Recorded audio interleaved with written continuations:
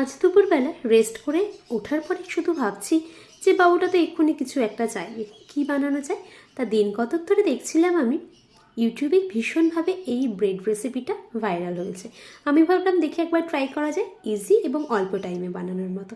তাই এখানে একটা ডিম নিয়েছি ফেটিয়ে, তার মধ্যে দিয়ে দিয়েছি পেঁয়াজ, ধনেপাতা, টমেটো আর লবণ দিয়ে এটা ভালো করে বিট করে নিয়েছি। ব্যাস, এটা তো এখানে রেডি।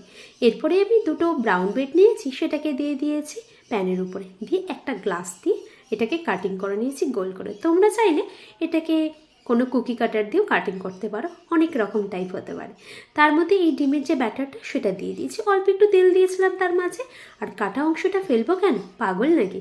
তাই তার উপরে কাটা অংশটাও বসিয়ে দিয়েছি, দিয়ে উল্টে পাল্টে এটাকে ভেজে নিয়েছি।